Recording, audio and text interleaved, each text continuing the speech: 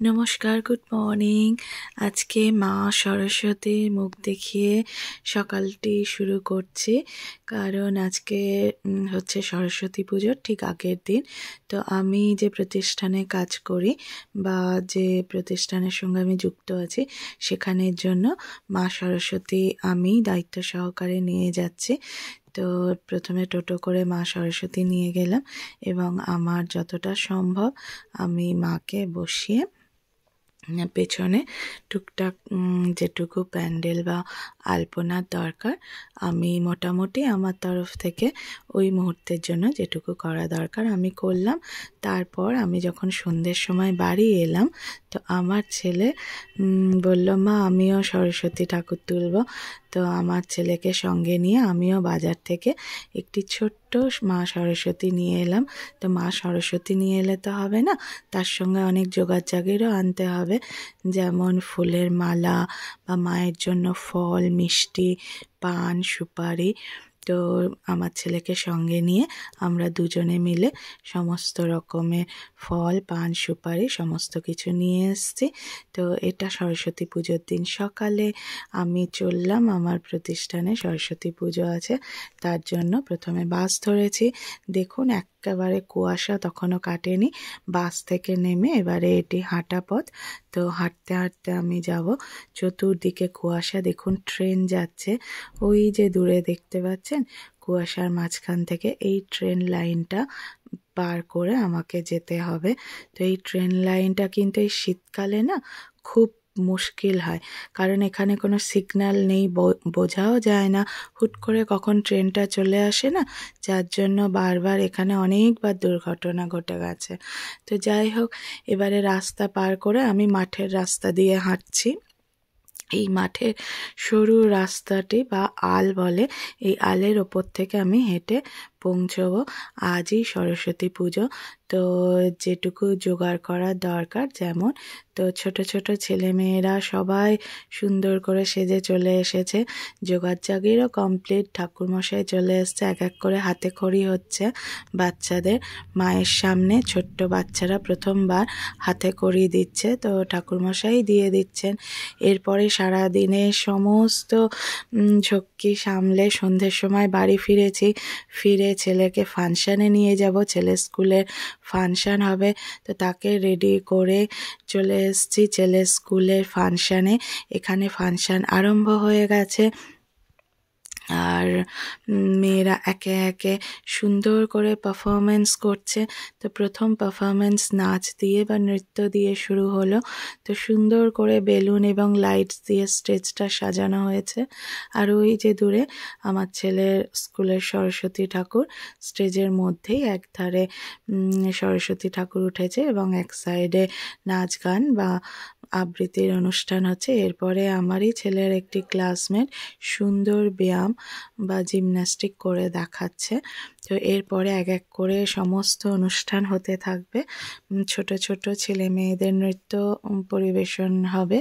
সুন্দর, দেখুন কচিকাচারা হয়তো পারফেক্টভাবে কিছু না করতে পারলেও ওরা যে সুন্দর করে সেজে গুজে এসে স্টেজে দাঁড়ায় এবং আনন্দ সহকারে এই পারফরমেন্সগুলি করে, সেটা দেখতেই কিন্তু খুব ভালো লাগে।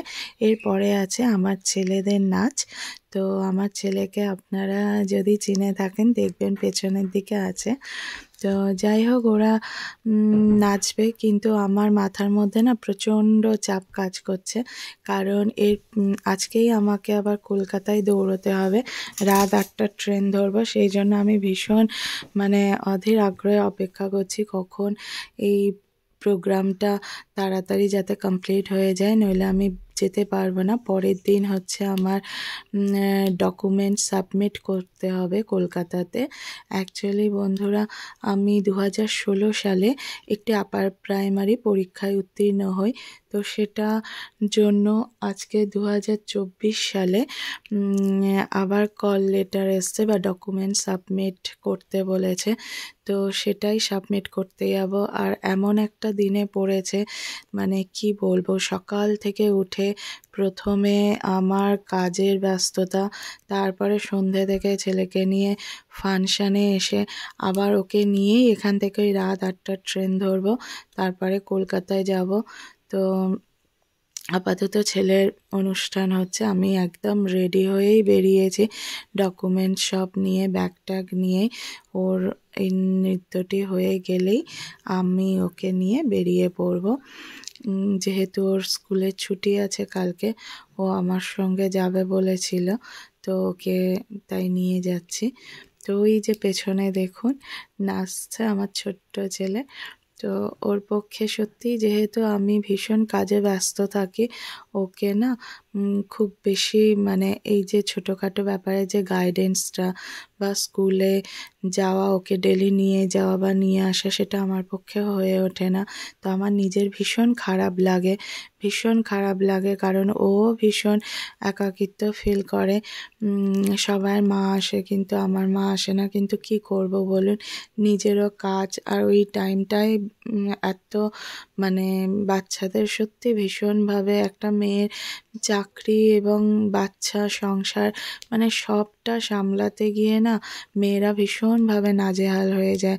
আর তারপরে এই বয়সে এসে সেই কোথায় 2016 সালে পরীক্ষা দিয়েছিলাম, আর 2024 সালে তার ডকুমেন্ট সাবমিট বা ইন্টারভিউ, বলুন তো বন্ধুরা, মাথায় আর কিছু থাকে না, আর সেই এনার্জি থাকে, কারণ পরপর বয়স বাড়ছে, আর সেই সঙ্গে বাচ্চাদেরও পরপর কাজের দায়িত্ব বাড়ছে, নিজের কাজের ঝামেল, সমস্ত কিছু মিলিয়ে যাই হোক মনের মধ্যে প্রচণ্ড টেনশন, চাপ কাজ করছে।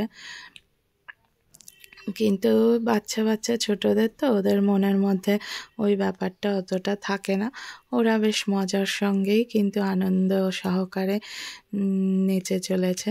তো আমার ওদের দেখেও ভীষণ ভালো লাগে, আপনারাও এনজয় করছেন, কারণ ছোট্ট ছোট্ট ছেলেদের এই ডান্সগুলো দেখতে বা আবৃত্তি কবিতা ভীষণই ভালো লাগে। এটা একটি হিন্দি গানের ওপরে নাচ ছিল। এই যে পেছনে, একেবারে পেছনে দেখুন, এটি আমার পুত্র, এরা হচ্ছে রাখাল বালক সেজে ডান্স করছিল। তো আমরা এবারে রাত্রি 8টার ট্রেনে উঠে পড়েছি কলকাতা যাব বলে। ট্রেনের মধ্যে যেহেতু আজকে সরস্বতী পুজো ছিল, তো অনেকেই যাতায়াত করছে, আমরা একদম ফার্স্ট কম্পার্টমেন্টে উঠেছি। তো এখানে বেশ যথেষ্ট ভিড় ছিল, যখন যাই তখন ভিড় ছিল, কিন্তু অন্যান্য দিন থাকে না, প্রচণ্ড ফাঁকা থাকে। তো পরের দিন সকালে আমি ডকুমেন্ট সাবমিট করতে চলে এসেছি। তো হাঁটতে হাঁটতে যাচ্ছি শরৎ বসু রোড ধরে।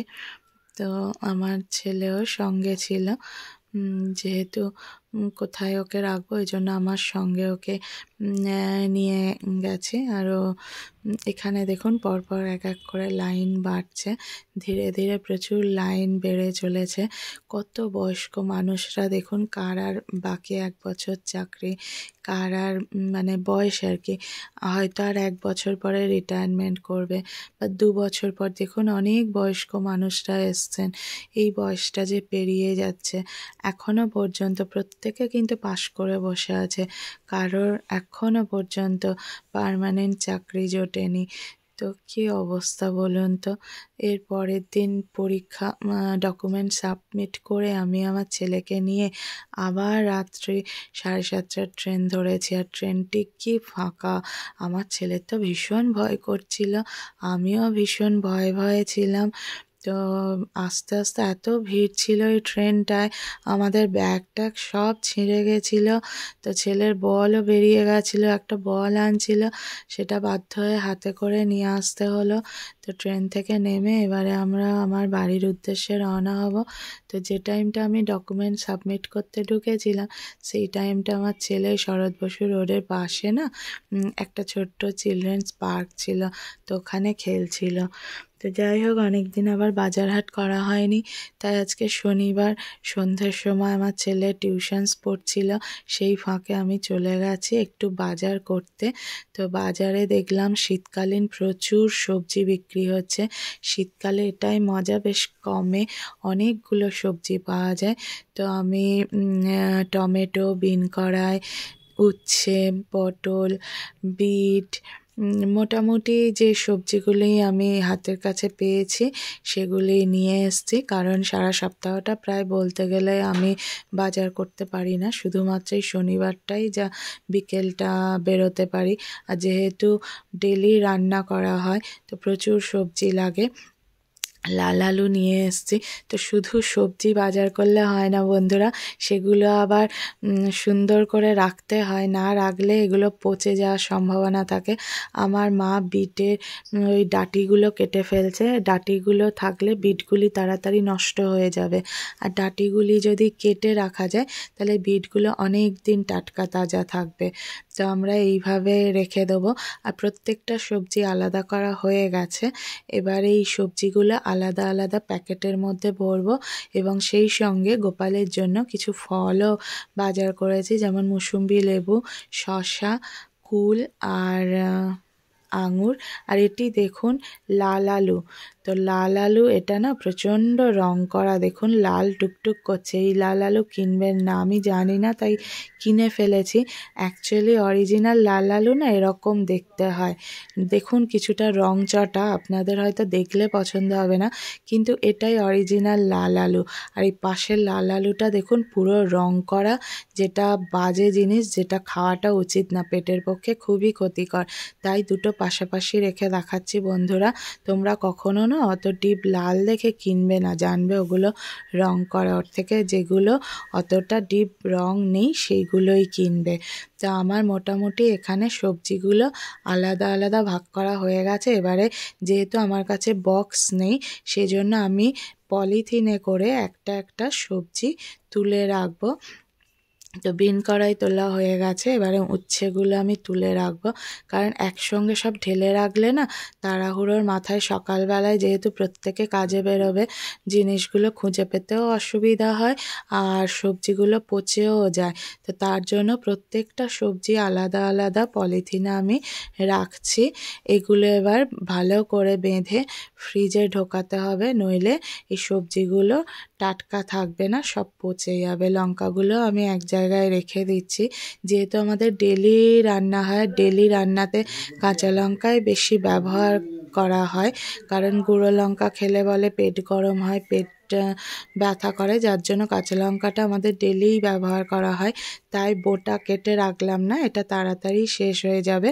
আর আপনারা যদি চান অনেক দিন রাখতে, তাহলে কাঁচা লঙ্কার বোটা ছাড়িয়ে রেখে দেবেন, আমরাও রাখি মাঝে মধ্যে। তো এই সপ্তাহটা প্রচণ্ড ব্যস্ততার মধ্যে চলছে, আর যার জন্য আপাতত সবজিগুলো পলিথিনে রেখে দিয়ে ফ্রিজে আমি ঢুকিয়ে দেব। ফ্রিজে ঢোকানোর পরে এবার ঠাকুরের জন্য একটু ভোগ বানিয়ে নিয়ে ঠাকুরকে ভোগ লাগাবো সন্ধ্যের সময়। তো এটি ঠাকুরের সন্ধ্যের ভোগ। আর এই আমার ছেলের আনা ছোট্ট মা সরস্বতী, ও নিজেই কিন্তু এই ঘরটা বানিয়েছে, মায়ের জন্য এই প্যান্ডেলটা নিজের হাতে বানিয়েছে, লাইটটাও নিজে লাগিয়েছে। তো আজকের জন্য ঠাকুরের ভোগ একটু পরোটা, বাঁধাকপি আর ছোলা আলুর ঘুগনি আছে, দুধ আছে, একটু মিষ্টি আছে, আর একটু শসা স্যালাড আছে, শসা টমেটো। আর এই যে আসনটি দেখছেন না, উলের আসন, এটি আমার দিদি নিজের হাতে বানিয়েছে গোপালের জন্য। তো আপনারা সবাই দেখুন আমাদের গোপাল